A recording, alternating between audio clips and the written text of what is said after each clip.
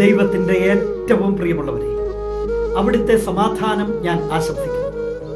ഇന്ന് കർത്താവ് നമുക്ക് നൽകുന്ന ദൂത് എഫെസോസ് 5:8. ഒരിക്കൽ നിങ്ങൾ അന്ധകാരമായിരുന്നു, ഇന്ന് നിങ്ങൾ കർത്താവിൽ പ്രകാശിക്കുന്നു.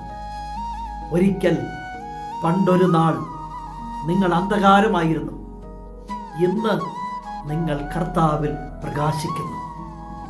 കഴിഞ്ഞ നാളുകളിൽ ഒന്നിൽ നമ്മൾ അന്ധകാരമായിരുന്നു, കൂരിരുട്ടിലായിരുന്നു. വഴിയറിയാതെ അലഞ്ഞവരുണ്ട്, വഴി കാണാതെ നടന്നവരുണ്ട്.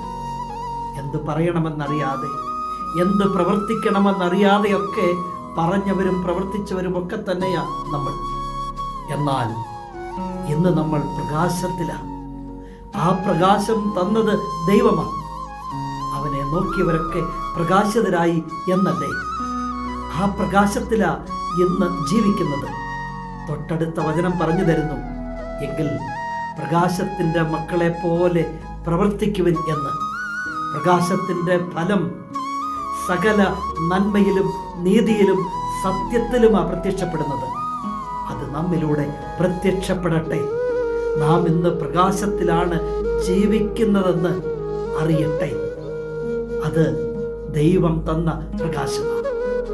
ഇനി ഒരു നാളും ഇരുട്ടിലായി പോകാതിരിക്കാൻ തന്നെ കരുണാമയനായ ദൈവം നമ്മെ എല്ലാവരെയും സമൃദ്ധിയായി അനുഗ്രഹിക്കട്ടെ.